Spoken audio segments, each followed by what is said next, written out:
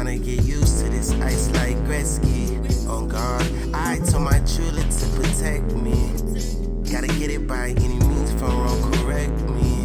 Your fault, you came around me wrong, oh. Your fault, you wanna see me down on my luck. Your fault, next time you see me, I'll be counting out. Your fault, I'm counting out now. I'm counting out now. Around the world on a jet ski. I'm tryna get used to this ice like Gretzky. On guard, I told my jeweler to protect me. Gotta get it by any means, if I'm wrong, correct me. Your fault, you came around me wrong, oh. Your fault, you wanna see me down on my luck. Your fault, next time you see me, I'll be counting out. Your fault, I'm counting out now. I'm around the world on a jet ski. You wanna see me down on my luck. Your fault, next time you see me, I'll be counting out. Your fault, I'm counting out now. I'm counting out now. When you check the price on a jet ski. Time you see me, I'll be counting out. Time you see me, I'll be counting out. Your fault, I'm counting out now. I'm counting out now. Time you see me, I'll be counting out. Your fault, I'm counting out now. I'm counting out now. Time you see me, I'll be counting out. Your fault, I'm counting out now. I'm counting out now. Time you see me, I'll be counting out.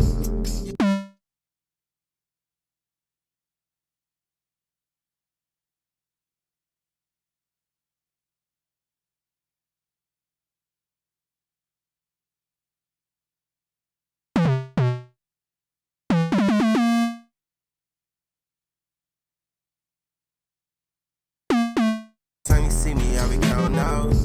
Your fault, I'm counting out now. I'm counting out now.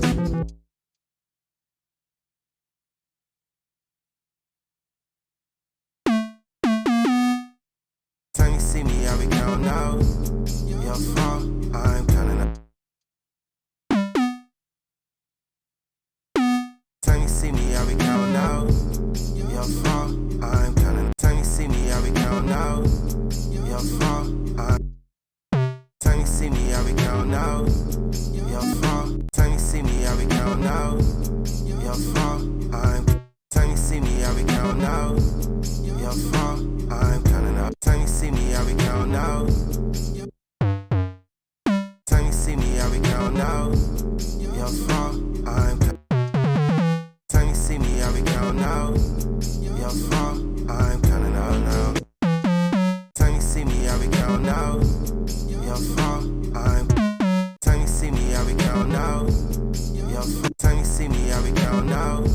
Your fault, I'm counting out now. I'm counting out now. Time you see me, I'll be counting out. Your time you see me, I'll be counting out. Your fault, I'm counting out now. Time you see me, I'll be counting out. Your fault.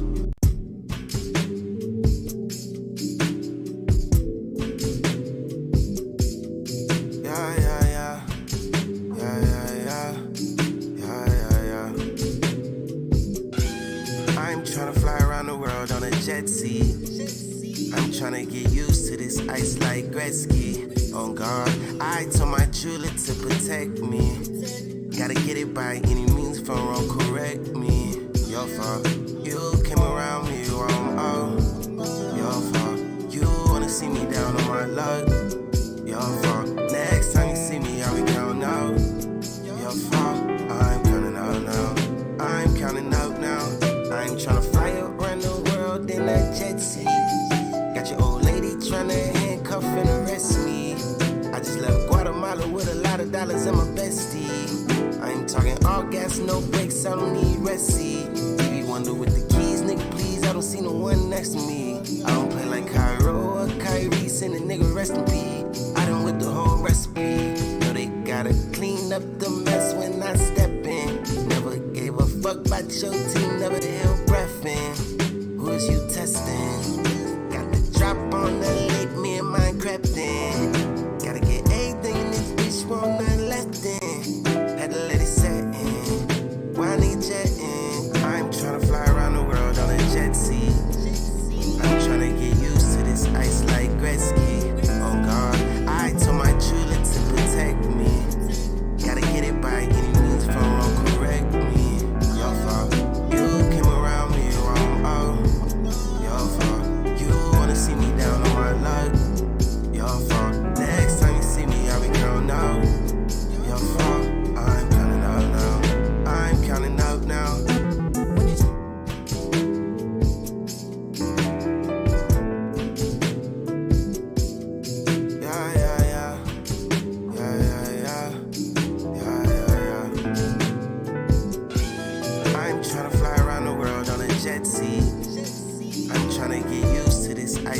Gretzky. On guard, I told my jeweler to protect me.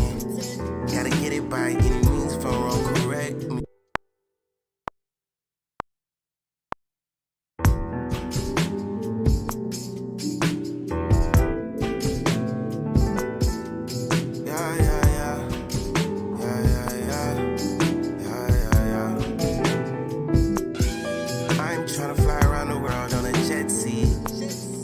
Tryna get used to this ice like Gretzky. On guard, I told my jeweler to protect me.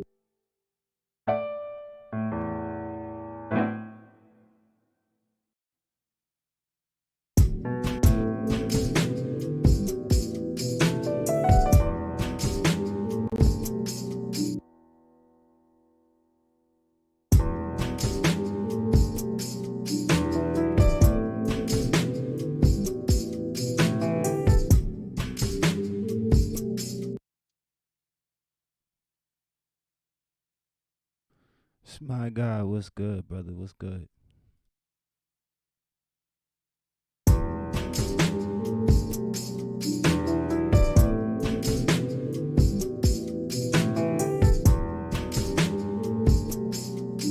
What's good, brother?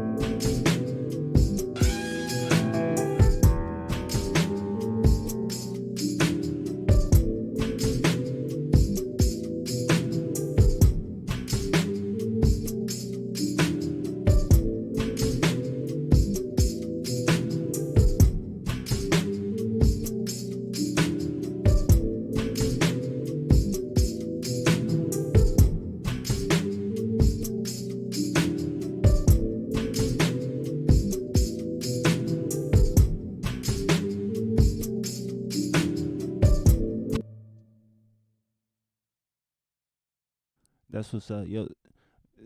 Schmy God, that's not Vapor God, right? You change your name, or that's Schmy God? That's Schmy God, or is that Vapor God? You gotta let me know, cause I've been smoking, and so I just need. Okay, all right, cause I got a homie that makes beats too, named Vapor God. But you make beats too, though, right? Or am I tripping on that too? Let me know what's up.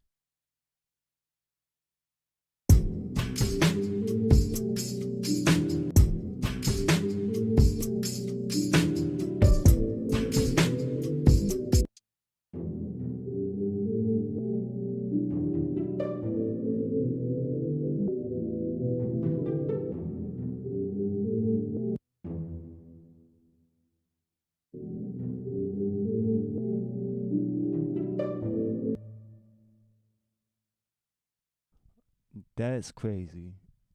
Bro, I ain't been on the PlayStation 4 Playroom in so goddamn long.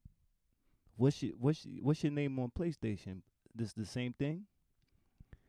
That's crazy, yo. I appreciate you, dog. I appreciate you sticking around and, you know what I mean, popping up on me like that. Cause that I don't even remember the last time I jumped on that shit. So I appreciate you, dog.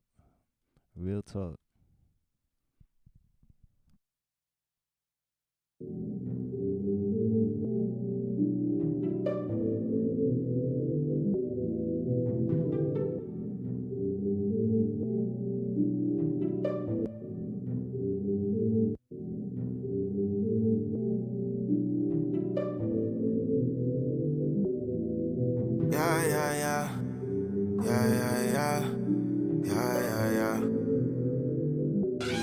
I'm tryna fly around the world on a jet ski.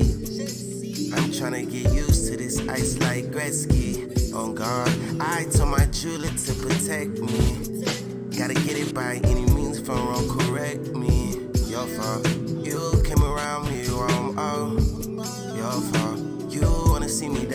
luck. Your fault. Next time you see me, I'll be counting out. Your fault. I'm counting out now.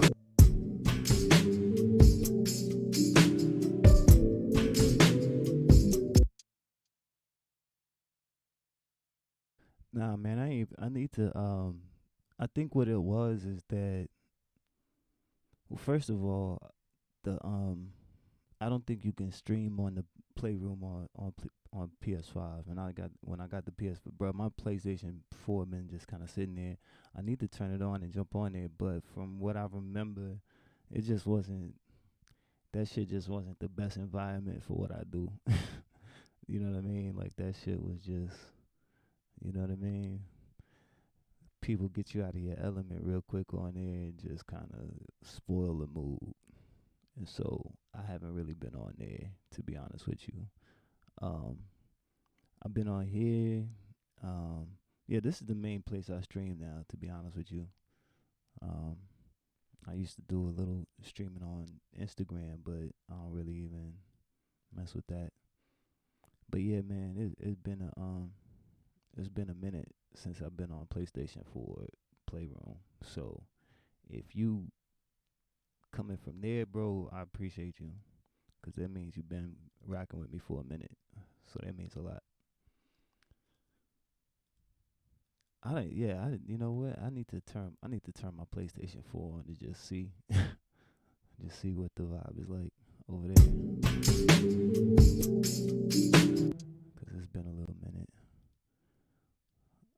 But do you make beats, or you don't make beats? You just rock with it? 'Cause I honestly, I'm trying to remember.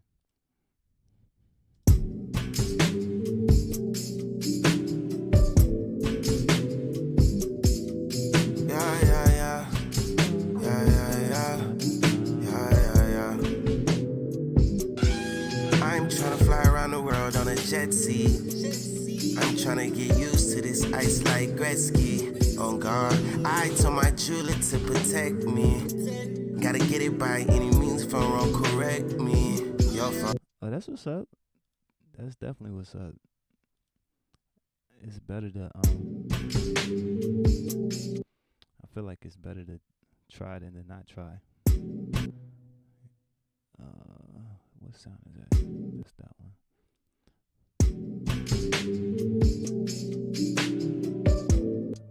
What are you using to produce? What software or hardware are you using? Let's see what's going on. Time you see me, I'll be counting out. Your fault. I'm counting out now. I'm counting out now. When they check the price on a jet ski, rock Balenciagas with a lot of choppers to protect me. FL Studio, okay. Yeah, I used to use Fruity Loops back in the day. That shit has come a long way. Fruity Loops has really came a long way since I was using it.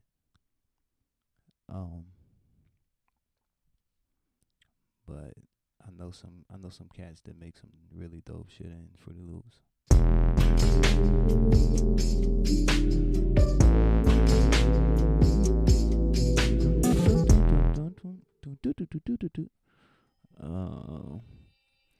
Damn, what am I gonna do on this? Okay, before I change anything, I need to record some of this in real quick before I forget and accidentally change the sound.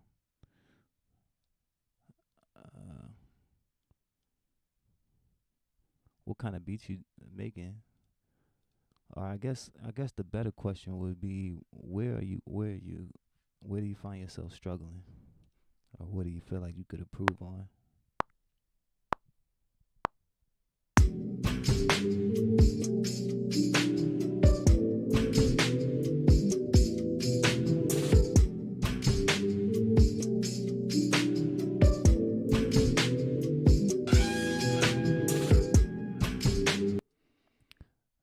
Mixing and mastering. All right, so the two separate processes, right? A lot of people will try and they'll say it just like that, right? They'll say mixing and mastering.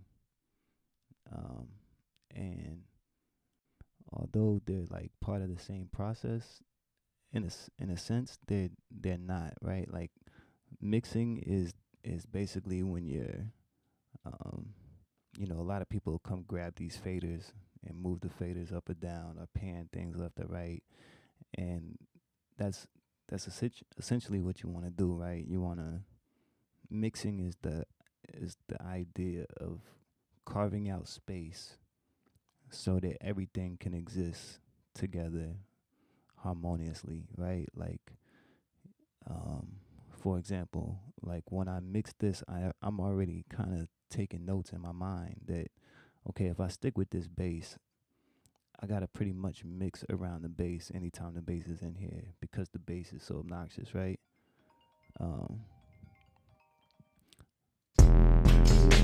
So what I'll probably end up doing is I'll end up doing some more sound design on this bass sound to where it's like less abrasive but still has the same punch that I want. So basically I'll get the idea of an idea of how it could sound or how I might want it to sound. And then based off of what else is in the mix. So right now, this bass sound's main competition is the sample that this artist wanted in this beat. These two are occupying a lot of the same space, and I'll show you what I mean. So if you look at this is the sample, right? This is gonna be the bass over here, and I just want to show you what I mean here, and I'll put them on top of each other to make more sense. The one on the top. Okay. Are there some in there? Yeah. Okay. Okay, go look in the freezer and let me know. All right, my daughter needs some corn dogs, so I might have to go put those in the oven in a minute. But let me show you what I mean. The one on the top is the sample, and this is kind of like a Rhodes piano, I would call it. Okay, give me 5 minutes and I'll come make them, okay? This is like a Rhodes piano, and whenever you get into like the electric piano sounds, they usually are played on like the mid-low area, you know what I mean? So if you see here, like the space that this sample is taking up is occupying this same frequency, right? So if I wanted the sample to shine more, I would duck the bass in this range.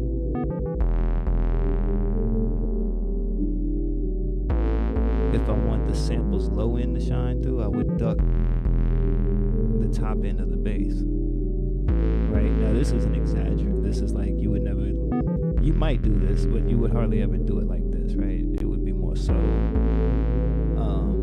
But the idea is that you're trying to create more space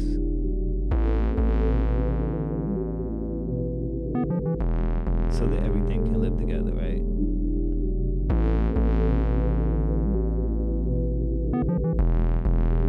And so you're basically applying that process to everything, right?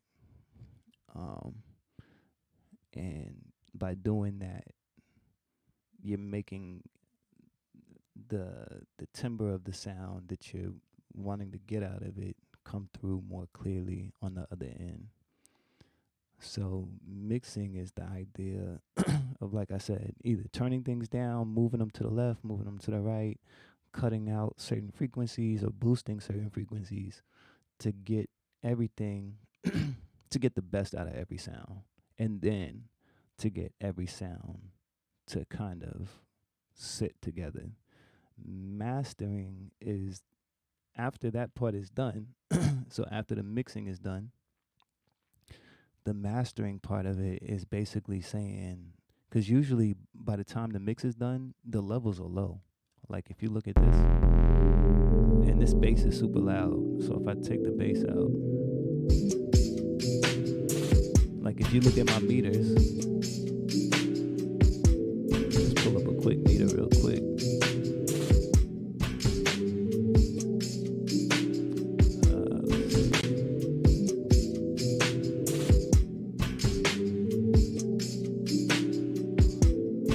So all of this right here, actually all of this into the red, really, is all headroom. So all of that empty space right there, that loudness that's not being utilized, is what we call headroom, right? And mastering is the process of getting from here to here, right? It's the idea of um, getting to of taking up the headroom and making it louder, right? And kind of gluing everything together. Um, and so, if you, a lot of people don't know how to master. A lot of people don't know how to mix. And the thing is, like, a lot of these things take time, right? Mixing is going to take you X amount of years because your ears have to adapt and your ears have to learn how to, like, focus on, like, really specific frequency bands. And the more your ears are trained to do that, the better chance you have at mixing, right? If you can't hear it, then you can't mix it. And a lot of people hear music differently than producers because producers in particular are usually somewhat of a mixer too. And so you're listening to like the most minute part of a sound, like, right? Like you're like dialing in on that shit. Um so mixing and mastering, really, mastering is, I think, a easier process to learn than mixing because you're just learning the tools, right? And then if somebody gives you a good product that has headroom that you can work with, then you can make a good master, right? But mixing is like, mixing, I feel like you have to know sounds, right? Like you have to know a piano, like without even looking at it. Okay, a regular piano is going to occupy this space. A 808 is always going to be like right in here. A kick is usually going to be like right in here.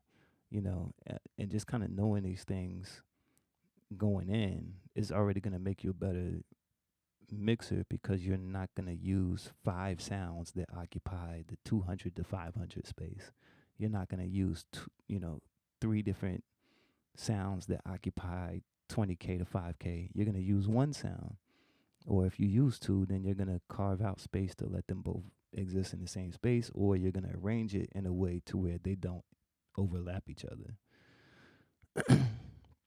And so that's a big deal. Like that's something that like you just gotta practice for years and years and years and reference your material against other people's stuff. You know what I mean? Like if you go play your favorite record by Drake on iTunes right now, and then you go play your record right after it, you know, how much louder is Drake's record? How much cleaner is Drake's record? How much, you know what I mean? And then you start to say, okay, well, I noticed that the drums are really clean, so let me work on my drums. Oh, I noticed that, my shit isn't as loud as his. So how do I get my mastering better? And so like by comparing yourself to the to good references, good reference material, you're naturally gonna kind of learn, you know what I mean, where things should be or how things should sound or how loud shit should be. And a lot of people don't do that. A lot of people don't study. So the more you can do that, and like another thing you can do is go look at a picture of an orchestra.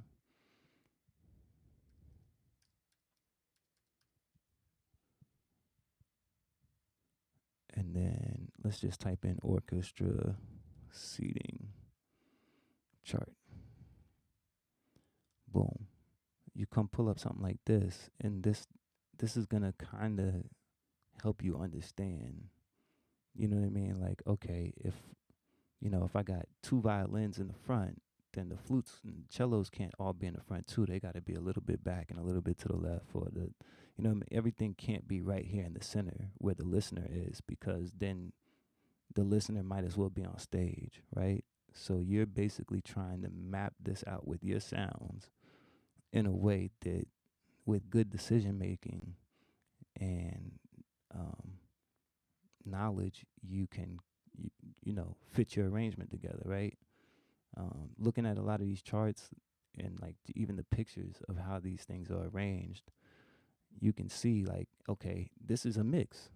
Like all of these are like, this is like the most like drastic case of mixing a song you could be, right? It's like getting 30 violins and 10 cellos and then finding a way to make them all fit together.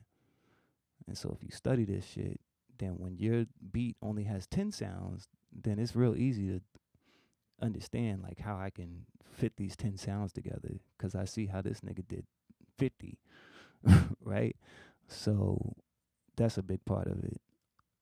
The mixing and mastering shit, getting good at it isn't fun. I can tell you that much.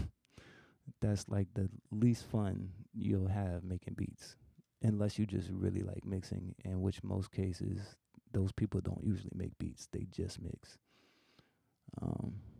So as a producer, the good thing about it, and I'm gonna say this and then I'm gonna go make these corn dogs real quick, or at least put them in the oven. But as a producer, the good thing about it is that you don't have to be the best mixer.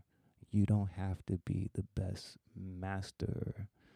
You just have to know how to get your shit good enough to where when you give it to the guy that has been mixing for 20 years or the guy that has been mastering for 20 years, they can work with it because you gave them headroom, you gave them a decent mix to start with, and you didn't like fuck it up for them, right? So understand that too, right? Like you don't have to be the best.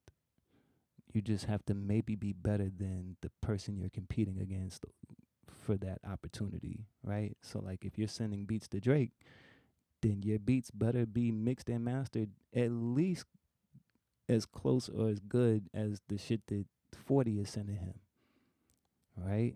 Like that's the concept, right? So like a lot of my beats, right? When I'm sending joints out, these shits ain't finished. Like I can go to every single beat. I take that back. Any of them that I worked on for an artist is probably done, but most of these beats are like a minute and a half, and that's because like if I gave the artist, every artist 3.5 minute beats that are like fully composed and fully arranged and fully mixed and everything else, then they wouldn't be able to write to it. There'd be no space for them to write. So a lot of times I'll just send them a verse, a hook, and an intro so that you have an idea, and then when you give me the stems back or the vox back, then I just work around it. So like if I open up any of these beats, watch. I'm just gonna say how long it is. This one is 1 minute and 40 seconds. Let's see, this one, 56 seconds. 56 seconds. And I send these out. Like this is the shit that I send out. So it doesn't have to be 110% done. Cause usually if you do that, then there's nothing else for anybody to do to it. So same thing when working with an artist. Like if you put too many sounds in there, then they're not gonna know what sounds to like catch a pocket with and how to ride the beat, because their mind is like scattered. Oh, I hear this flute, I hear this thing, I hear that thing, and so it's definitely nice when you get good at it, but getting good at it is kind of like something that if you're a producer first, it's something that comes along with the time that you put into producing. You know what I mean? Like there were times where I would like not make beats and I would just work on a mix, and I would just work on mastering, or just work on studying. Like what does it mean? What does compression mean? How do you hear compression? What does the ratio mean? Like when you're looking at a compressor, like what does all this shit mean over here? You know what I mean? Like threshold, release, compression, fast attack, like, you know what I mean? When you're first looking at some of this shit, a lot of times you don't know what any of these knobs do. And if you don't know what they do, you probably can't hear what they're doing, right? You can probably hear a change in what's going on, but you don't understand what's happening when you turn this knob up or down. And that's one of the most dangerous things as a producer. One of the most dangerous mistakes a lot of people make is that they'll go reach for 100 plugins, You know what I mean? And they got all these different things up, but they don't know how to use any of them. You know what I mean? Like the main keyboard that I use, um, the main joint that I use, the book is it's like a Bible thick book. You know what I'm saying? And like you could get it and turn it on and just play some sounds, but unless you read that book forward and backwards, like you're not gonna know how to edit things and make this sound down a couple semitones or like create like you know what I'm saying. You're just limiting yourself. So a lot of these tools are here, and we have them, and we just don't know how to use them. So that's a big part of it too. Yeah, and if you're a beat maker, then even more so, you don't necessarily have to learn as much as somebody who's a producer, right? The biggest cutoff. Let me go turn the oven. I'll be right back. I'll be right back. Let me pull something up for you real quick while I go do this. What's the one we just did? This out. This.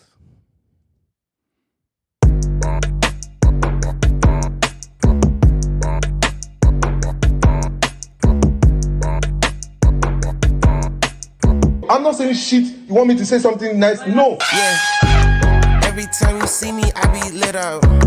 I was down bad, couldn't keep my chin out.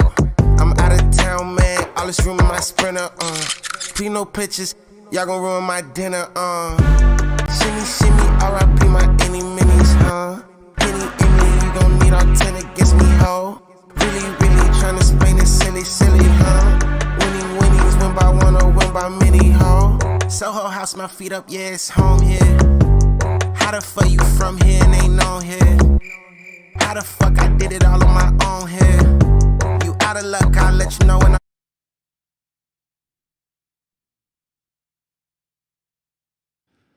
Yeah, so the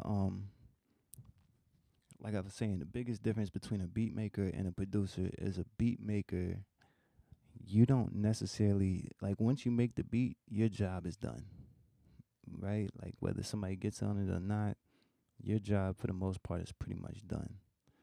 A producer is like somebody like you're working with the artist and you have to kind of be able to deliver to their request, right?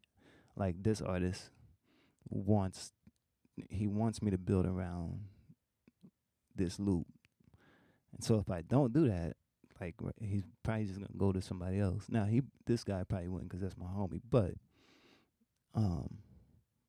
this joint has a feature on it, and so there's politics involved in that. It's already been approved in a particular fashion in one version, and if I change it or deviate too much from that, the chances of the record getting approved are least likely, right? So you got to be able to say, okay, this right here, this loop that they want me to use, how can I build around this, right? Well, like first thing you got to know how to find out what key it's in. And so a lot of people that just make beats don't necessarily know too much theory, which isn't a bad thing, but they wouldn't necessarily be able to tell you what key it's in. Now, somebody who plays by ear might be able to tell you, or they might be able to play something until they figure it out. But a producer, whether you can play by ear or not, have to be able to identify like the mood and the vibe, right? And deliver. Here, I'll give you an example. I'll give you a really good example. This one is we did this for, it's supposed to be for ESPN, but I'm still waiting to hear something back. Where the fuck is it?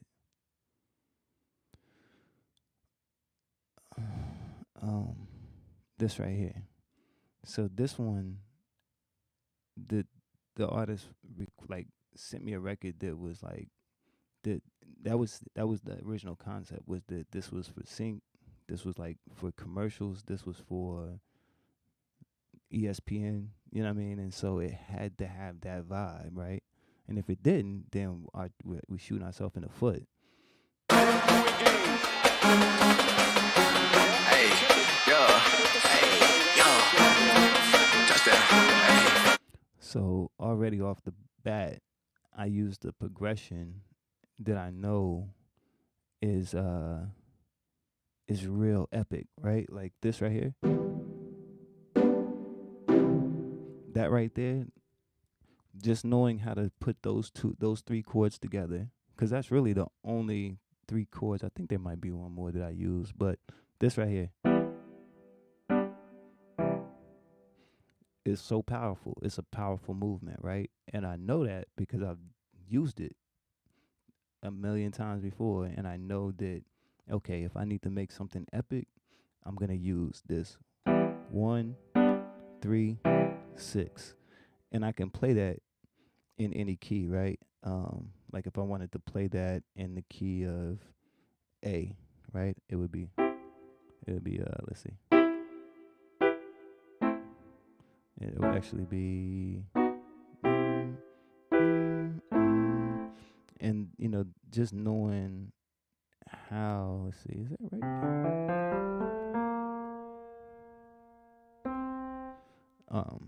But just knowing that going in as a producer gives me the advantage to say, okay, well, like it needs to sound big. I know how to do something big. I'm gonna do this particular chord progression. I'm gonna use these particular sounds, these particular drums, and you're making those decisions before the beat even starts. 50% of the time, you're already making some of those decisions before it happens. Whereas a beat maker, you're just like, all right, I'm gonna get this and make this loop. I'm gonna make these drums. I'm gonna do this, and then the beat is done. Whereas like this process is like, if this is what I used to tell people. The difference between a beat maker and a producer is a beat maker shows up to the studio for the session with the artist with a hard drive full of beats, right? A bunch of folders full of beats. The producer shows up with nothing. Maybe a folder of beats if it's that kind of session, but usually the producer is just walking in and they're like, yo, what's up? What are we doing? And then they get on the keys or they get on the, MPC, or they get on the computer, or they get on whatever their tool is, and they create from scratch with the artist at the artist's request. So if the artist says, hey, I can only sing in B minor, this is my range, then you got to be able to make a beat in B minor that her range sounds good in. If not, then she gonna go fuck with the producer that can. So it's not a bad thing to identify as a beat maker. Like there's nothing wrong with that. Like there's a bunch of dope people that just make beats, and honestly, that life is probably more stress free than being an actual producer and having people send you records that, like, okay, you gotta come with that mood. So if somebody send you some hype shit and you're not having a hype day, well then guess what? You gotta be able to go in your tool book and say, okay, I know hype I could do.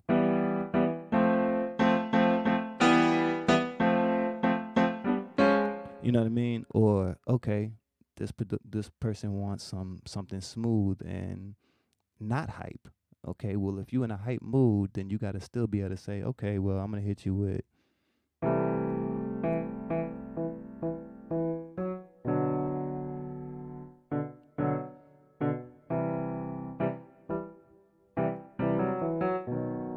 And just knowing like, okay, what do I do to invoke this mood? That's a producer, bro. When you can do that at will, that's when you can officially wear a producer badge, in my personal opinion, because that's what producers do. They create moods. You know what I mean? Like I should be able to make you happy. I should be able to make you sad. I should be able to make you angry. I should be able to, you know what I'm saying? For whatever my genre of music is, right? Like if I only do hip hop, then that's more limited, right? You only got to do maybe hard and sad. But if you do hip hop, pop, R&B, Afrobeat, and I can't even name all the styles I've done. But if you do all those different styles, right, then you gotta open your palette to all kind of shit. Like you gotta be able to do shit like, let me see. This is when I knew I was a producer. Let me see. How do I search for this? This is how I knew I was like, okay, bro, you are officially a producer if you can do this. I'm trying to remember the name of that record.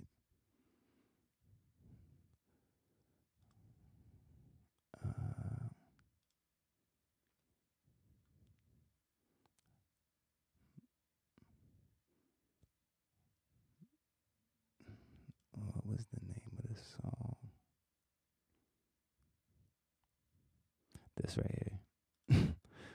Now, if I didn't tell you that I made this, like if you know me, right? Like, and if I didn't tell you that I made this and you just heard this somewhere, you would not guess that I did any work on this, right? Give me a second. Let me go put these corn dogs in the oven, but I'm gonna play this. Okay, I'm about to come right now. I'm gonna play this for you, and I want you to, out of everything you've heard, that I've, for whatever you've heard, like I don't know what you've heard that I've done, right? But what I mean, from shit like this. I think you owe me something. Like your friend who talk too much can't tell me nothing. She play with her pussy. Or like big body bitch, I'm feeling gaudy-ish, or just might body shit. You know what I mean? Like, if you know me from these joints, I could play any of these, and I guarantee you, like any of these type of joints, right? Hold on. And then you hear this. And I'm going to let this rock for a minute because I want you to think about it. But I'm going to let this rock. Give me a second. Tell me. Nostalgia doesn't mean. From that, right? From this to this. That's what a producer is being. That's what it means to be a producer, bro. Take my life, then give it back. The most wanted on my favorite playlist. Don't worry, baby, it'll pass. Deep breath in my brain noise. I don't need a minute to think. Probably high up on the memories that I replay of a favorite day. Don't worry, baby, I'll be right where you left me, stuck in sentimental dreams and photographs. Are we living? So that's what I consider the difference to be, is that like as a beat maker, you can make some dope shit, or you could not make some dope shit. You could have a really good folder of dope beats, or you might not. But as a producer, I feel like even if you're not great right now, the producer mindset, if you stick with it, eventually you will find like your way through it, because the producer mindset is different from the beat maker mindset, in the sense that the producer is always studying the game. A beat maker is just cool, just sitting in front of his MPC or whatever his tool is and just knocking out beats, 30 a day, 15, however many beats a day you want to make. And there's nothing wrong with either side, right? There's nothing, like, I'm not saying this to be negative against a beat maker and like put producers on a pedestal. I'm just saying, to me, I think that's where the split happens. You know what I mean? Most beat makers that I know, if I tell them to go study some music theory, they'll be like, I'm all right. I'm cool. You know what I mean? Like that hour and a half that I'm spending studying theory, I could make 5 beats and I'm cool. I'm like, all right, cool.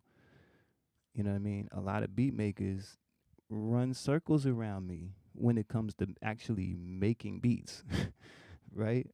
Like I might make recently I probably make 2 beats a week, 3 beats a week. The rest of my time is spent doing like sound design, arrangements and mix, like doing all kind of other shit. But I make maybe only 2 beats 2 or 3 beats a week, and that's because I'm not sitting down and making a beat in 5 minutes. It might take me 5 days, depending on what the project is and what the, circumstances are, you know what I mean? And don't tell me like there's no deadline, because that just means it's probably gonna take longer, right? So that's the thing, man. And there was a point in time when I was a beat maker too, and I loved it. That shit. I used to, you know what I mean? Back in the day when artists were willing to spend more money on beats online and shit, and that like the internet beat game was a little bit more sustainable and shit. Like I used to love that shit, bro.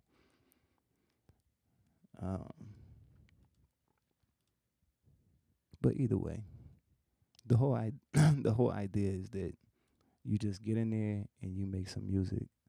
That's my biggest thing. I don't really care if you want to be the next, Grammy winning producer, or if you just doing this for a hobby. Like, let me hear something. I'm down. I support it all. And that's the dope thing about this is like if you don't focus on being a producer, or focus on like getting a deal, or focus on like selling some beats and doing all this shit, then you'll have way more fun with it. And what I tell a lot of people is that unless you already have a really strong entrepreneurial mindset, you're probably going to make more money doing something else. Because to get to a point of sustainability, making music, or I should say being sustainable, making money off of music, takes either one or two things: a lot of time and a lot of investments and a lot of sacrifices, or over here you just got to know somebody. You just got to be born into the shit, right? But if you're over here in this group, then it's going to take a lot of time. It's going to take a lot of your own money. You know what I mean? Like I spent before I started making money off of music that I could actually use to pay bills and do shit, like I was spending more money than I was making. If I put out an album, like a beat CD or something, I'm usually spending money to put that out because the streams don't add up to the promotion and the marketing and the getting the UPC code and getting this thing and copyright and publishing and you know what I mean, X, Y, fucking Z distribution. By the time you add all that up, you know what I mean, like I'm basically putting it out just to put it out for my fans. And a lot of artists are in that same boat. Like that's why a lot of artists that are signed, like their labels are like doing other shit to get them streams and blow their album up, and you know what I mean, because there's not a lot of money in it like it used to be. Over the last 20 years, there's like billions of dollars worth of money that's just been sucked out of the industry because there's no physical medium to sell anymore outside of like merch. You know what I mean? Like there's no physical CD. So there's a lot of money that just kind of disappeared. So say that to say this, to like if you go into it with the right mindset and you say, look, I just want to have fun and I want to get better at it and treat it like a video game, you'll progress a lot faster than if you look at it like a business opportunity and say, oh, I just want to make beats to make money. Well, you're going to spend a lot more time making beats than you are going to be making money if you take that approach. But if you just get good, like, and you take your time and have a good time with it and progress and get to a point where people know you have quality music, then then it will be easier for you to have some sustainability financially off of it, right? Because people are already willing to come buy your product because they already know you have a good product, and they know you do good business because you want them, you know what I mean? All these different things or whatever, but all that shit just kind of comes with time, man.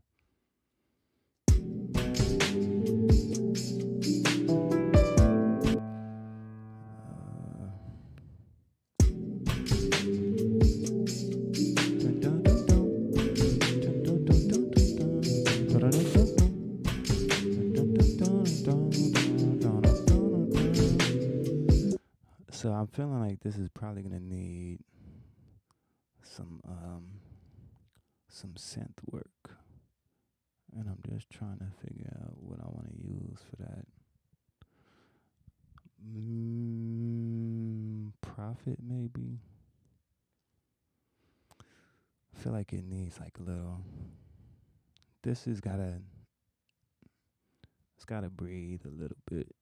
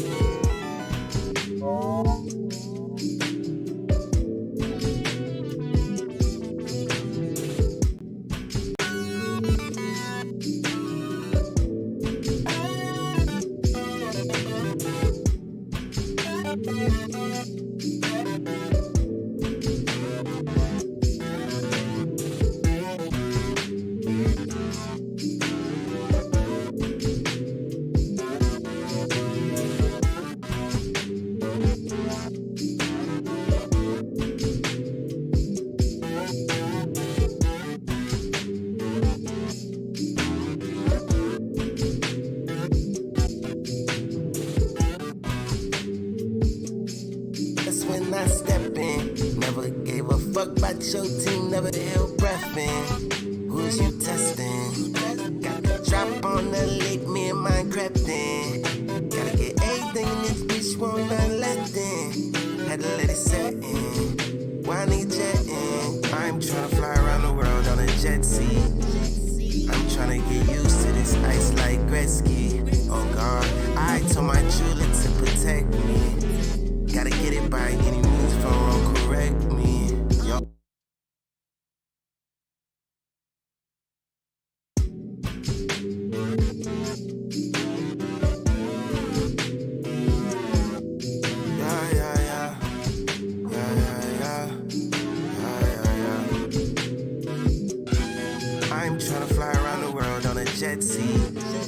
I'm tryna get used to this ice like Gretzky. On guard, I told my jeweler to protect.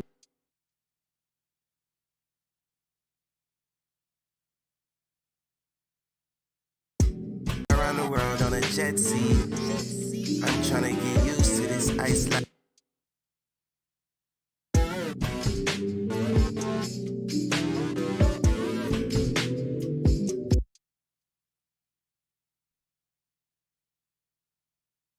Saying, did they add me on Twitch?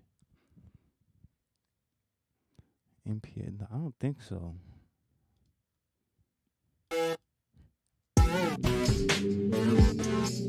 Don't. That shit is nasty. That whatever that sound. Um, I don't think so. You know what I mean? Like I might have missed it, but I don't think so. Dun, dun. Nah, what is D Live? I don't think I heard of that one.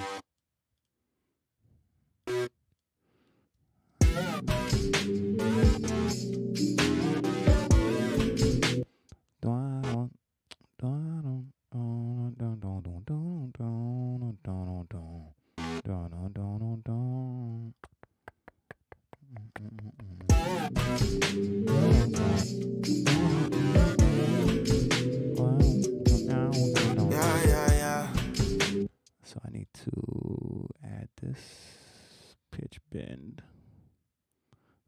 You're not gonna want to do it because you don't have any information over here. There we go.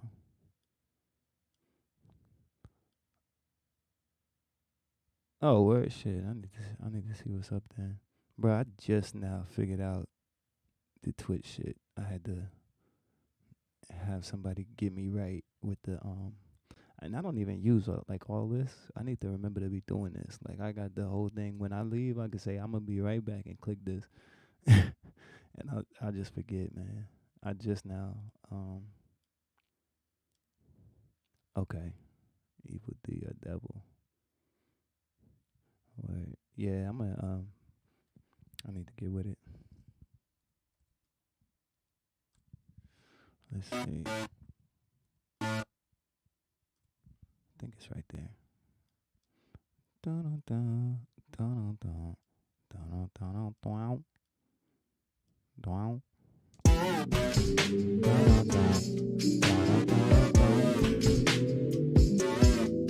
Yeah, yeah, yeah.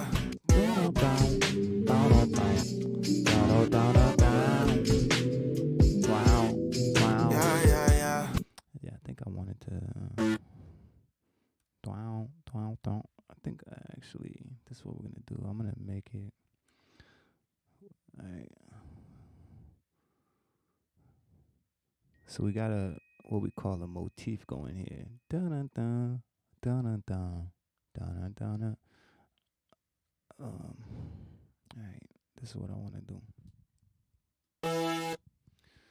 Cut that in half because I'm gonna leave this section like this, but on this first half, I'm gonna take that out, and I'm gonna do this 2 times.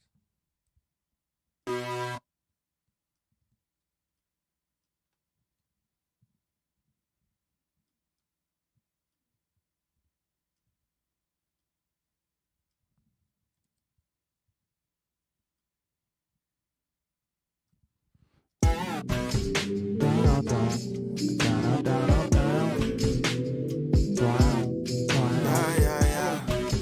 Yeah. And this one will probably bend it a little bit further. Fuck it. Why not?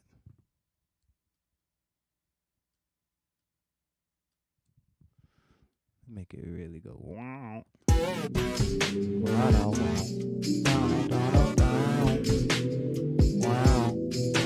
yeah, yeah. Yeah, yeah, yeah.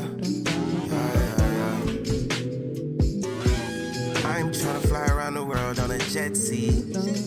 I'm tryna get used to the. Let's do this. Wow, wow.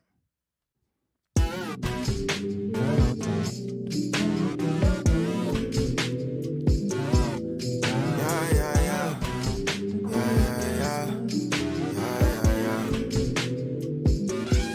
I'm tryna fly around the world on a jet ski. Jet ski.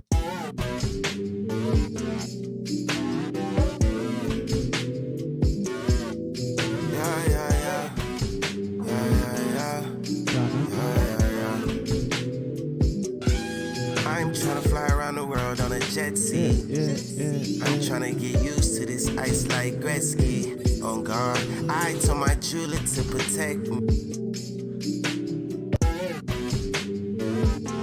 Okay, so I like the synth. I just gotta We just got to make it work. So now we get into part of that mixing conversation.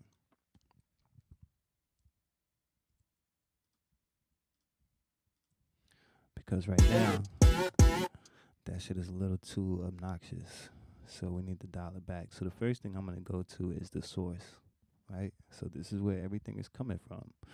So I already know the cutoff wheel is going to allow me to roll off a lot of that high-end raspiness. The reso knob or the resonance will also do this for me. So first I'm going to turn down the resonance a little bit.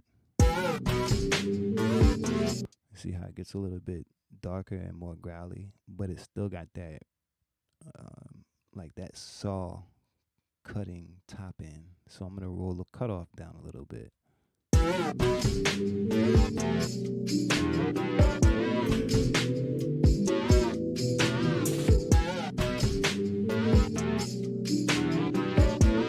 And you see how that just those two knobs help me tuck it in, right? Like a little baby. Tuck that bitch in, right? Hold on, let me go get these corn dogs out.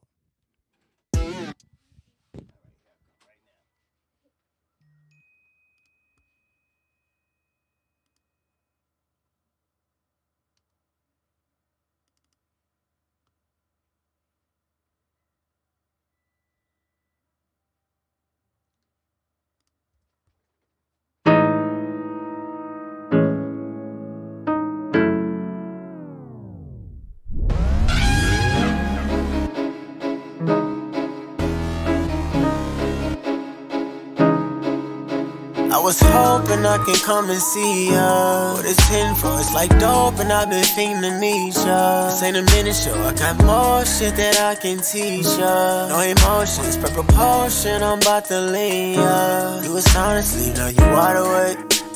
You whipping, you cooking up everything in my heart away. Ignore me, you sent me the voicemail, thought you got away. Alright, I'm back.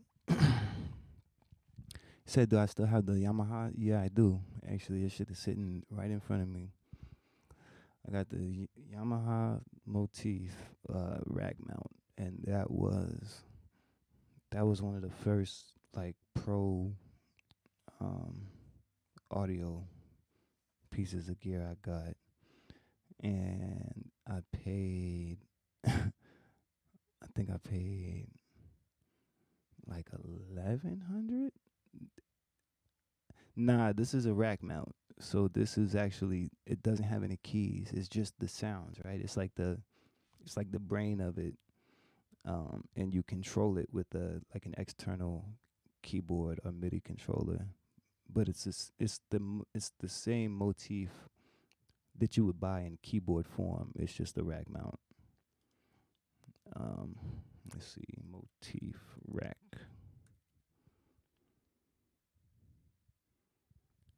Yeah. And I got that when I was like,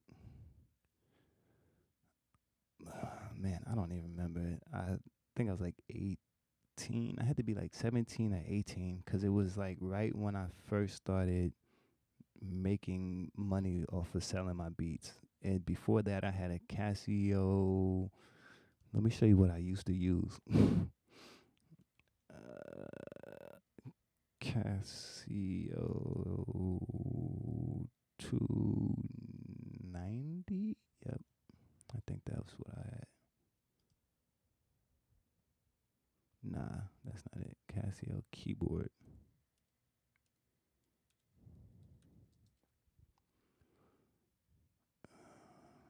What was it called? It was like PSR 290. Look at this shit. Bruh, this is what I used to make beats on, and people would buy them. Surprisingly enough, I don't know what the fuck. Look at this piece of shit. This is what I used to make beats on, bro. This right here. I need to find a good picture of this and post this on Instagram. That's funny. This is exactly it right here.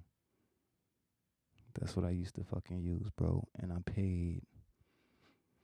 think I paid like $200 or $300 for it.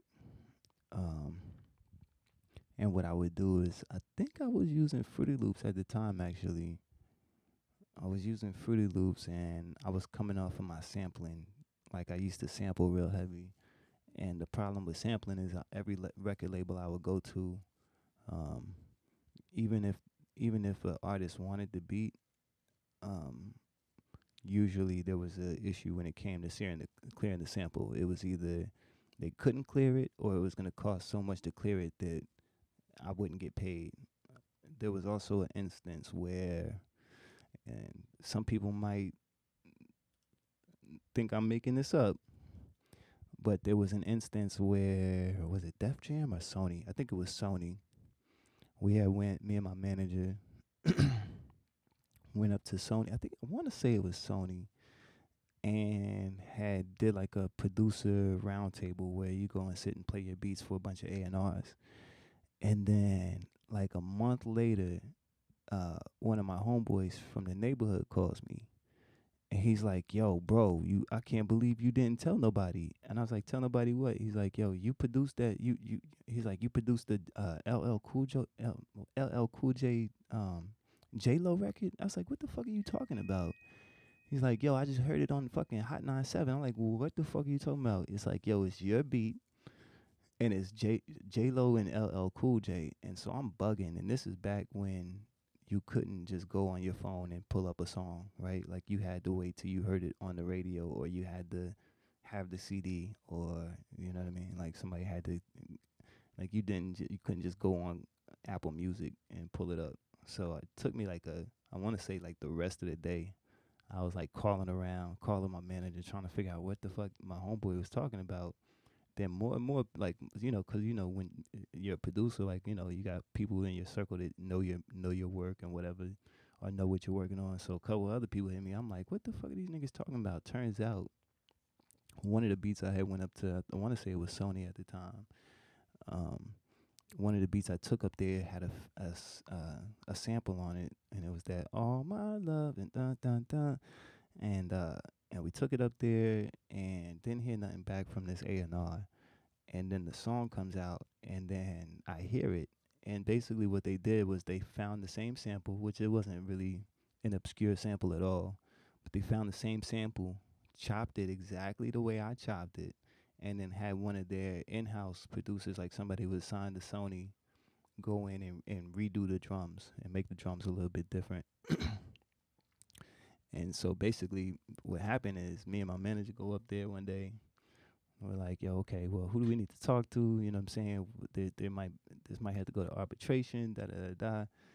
And Sony basically told us, like the rep from Sony basically told us, they were like, "Listen, we got a whole floor of legal representation, like a whole fucking business floor of lawyers," is basically what they were saying. And they were like, "Yo, so you could take it to arbitration and you could try and fight it, but the money you would spend fighting the record and trying to get your points on the record would basically be the same points that the sample clearance would take. So you'd basically spend the money to take this shit to court, and even if we won, and they were like, yeah, put his name on the record, the money I would make off of the record that wouldn't even equal up what it would cost to like fight the case." And that's because it had the sample, and the sample was owned by a separate publisher, and the publisher had to, they had to make a deal with the publishing to clear it, and I wasn't a part of that deal. Right? So they basically paid somebody to say, "Okay, we're going to use this sample. We're going to pay you to use it." I didn't put no money up towards that payment. So the way it looks on paper is I didn't have nothing to do with it. When in reality, the shit got stolen. And that's common in the game. Like, you're going to come across that a couple of times. But that was like the biggest record that's happened to me on. And I think it was either that day or later that day or later that week, I told myself I wasn't going to sample anymore. I was like, I'm done sampling. I don't want niggas to be able to just fucking take my idea and fucking redo it, and like that just be it. So I went out and bought this shit, Went out and bought this piece of shit, and I told myself I'm gonna teach myself how to play keys, and that's exactly what the fuck I did for the next 2 to 3 years. I would say I didn't sample at all.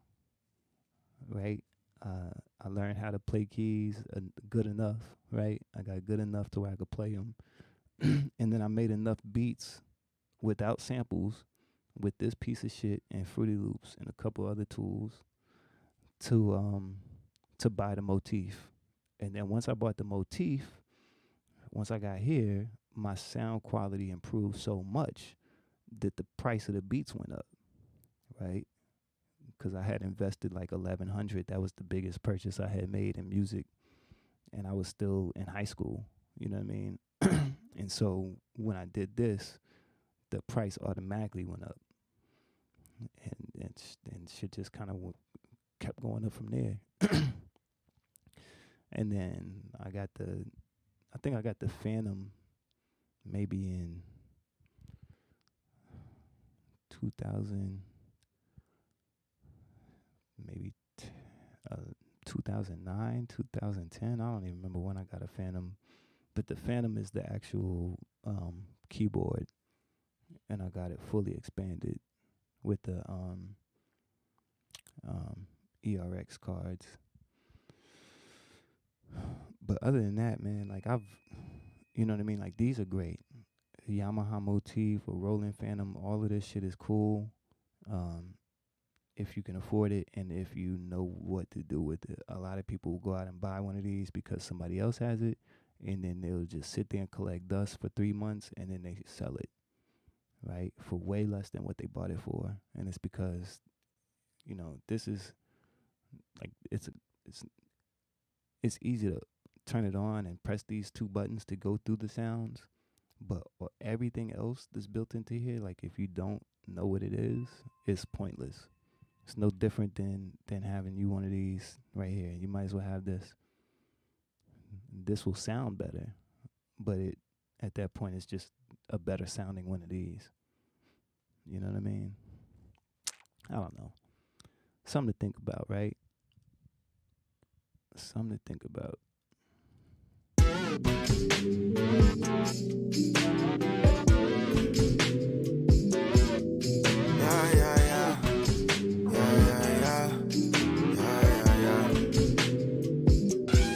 I'm tryna fly.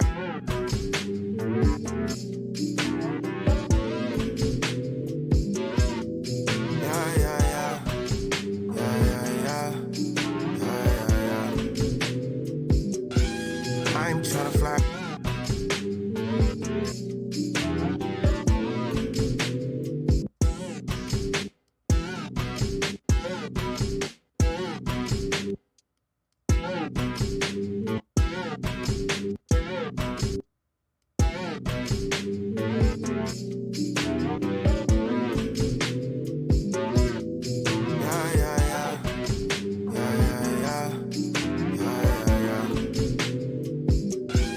I'm tryna fly.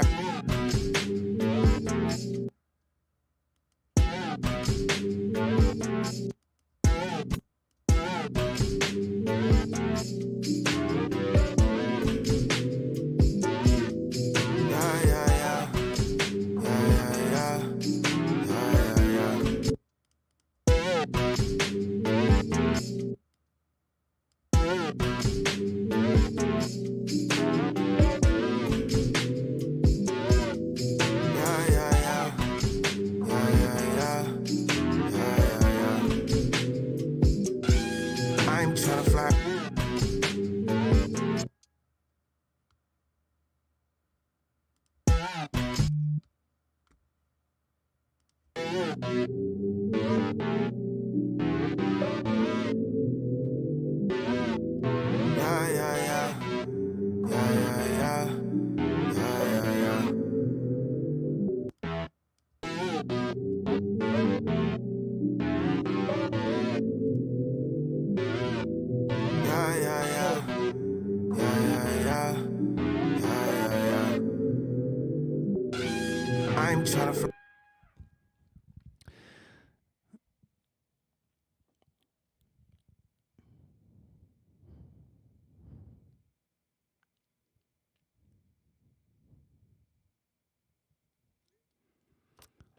Um, yeah, I figured, man. Something told me that that was, you know what I mean, not gonna evolve into what I wish it could have. I feel like uh I feel like that could have been a huge opportunity for a lot of the people on there if they could just figure it out. Like, you know what I mean? Like a lot of people, man, they could, you know what I mean? They just can't figure it out. And I feel like that's what was going on there. I feel like it was a bunch of motherfuckers that just couldn't figure it out. And that's no disrespect to a lot of them. Like I feel like a lot of them are cool people, but I feel like when you're presented with the opportunity, um, as as cool and as with as much potential as that had, then you know what I mean. It's just I gotta leave them niggas where they at. Cause I was like, yeah, see, Rufio. Yep, yeah, I remember Rufio. Yeah, and exactly, like that's exactly, bro. It's like you can't stay on there, right? Like if like you can't stay on there and life just happen. Like I'm not that type of person. Like I can't. That it wasn't good and it wasn't that good for me. Like I enjoyed it, but it wasn't that good. To where what 4 or 5 years later, I would still be on there doing the same exact thing, right? Like you gotta be able to diversify and build your brand and like keep shit moving. Like, and I feel like a lot of people just kind of stay in one spot there, and that's not a spot that I'm trying to be in. Yeah, man. It's like, don't get me wrong. A lot of that shit was funny as hell. Um, but yeah, a lot of times, like, and that's why I had to stop getting on there, man, because I felt like I was kind of, I was like, man, would I be doing the thing I'm doing right now if it wasn't for me being on this shit? A lot of times the answer probably be no, or it might be yeah. I just wouldn't be doing it on camera. so, so yeah, man. But you know, like a lot of people don't really have anything else, too. Right? Like me and you, we got music, we got whatever else we might have going on, and other things to do, and you know, a lot of people just don't have taken themselves to the next um, level of their lives. Right? It's like, okay, I made it this far, I'm good. They'll just sit on their hands from there. But I can't do that shit.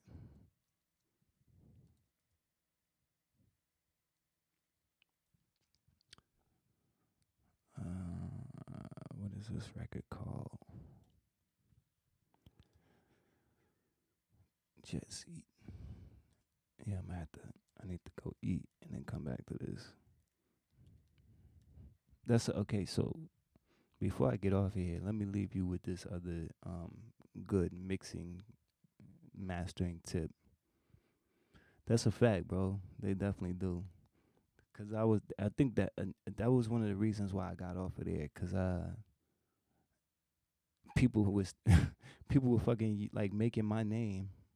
They would say like it would be like NIP Productions, but instead of a I, it would be a capital L. But when you look at it, it would look like it's me typing. And so I was just like, nah, man, I don't want to be that famous on there to where people got to impersonate me. And I don't want to, like, yeah, I'm not trying to. It's not like the other thing about it was like I wasn't making no money on there. You know what I mean? Like even if it was all of that, but you could still make some bread on there, I would probably still fuck with it. But the fact that I didn't see a single dollar off of that, um, just turned me off even more. Right? And then I had people on there like so-called artists wanting beats and wanting to do work, and then you invest even if it's just 5-10 minutes or 30 minutes of your time to find out that somebody really don't have it, or they just have a grand idea. You know what I'm saying? Or like, nah, nigga, don't sell me an idea. Like, I can come up with those on my own. Like, show me that you can afford what you're asking me to do for you, and then and so I don't know, man. I just had to leave it alone, bro. I still be on PlayStation though. I don't know what games you play, but I still definitely be on the PlayStation. Still definitely do that.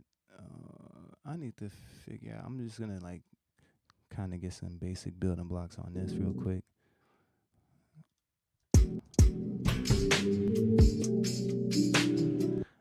This one I might like. I'm probably gonna take my time on just because the feature on here is somebody been wanting to get a record with. So I want to make sure that this shit is Trump tight.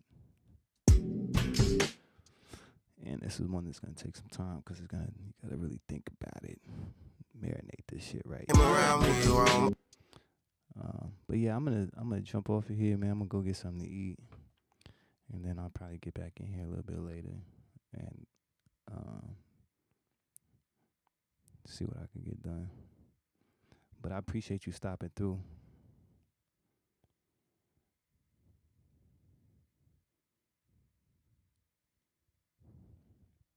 Yeah, man, no time for drama. Just only time I got, like, listen, I got time for my family, like, you know what I'm saying, my kids, my girl, you know what I'm saying, the people close to me. I got time for my business. I got time for my creativity, but I don't have time for nobody's drama. That's the one thing I don't have. Yeah, I ran out of all the time for that. Like, I don't have no time for that shit. So if it'd be like, that's the other thing with that playroom shit. It's like, I'm not the type of person to, like, I'm not gonna just go back and forth with somebody for no good reason and then nothing happen.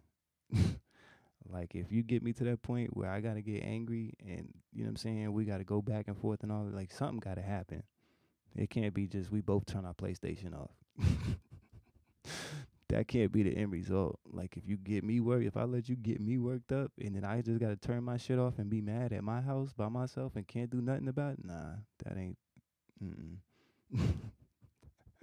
So that was the other thing. It was like, people just get too reckless and too hyper, too brave. You know what I'm saying? So I just had to step away from that one. But you can find me here, bro. I appreciate you tuning in, man. You know what I'm saying?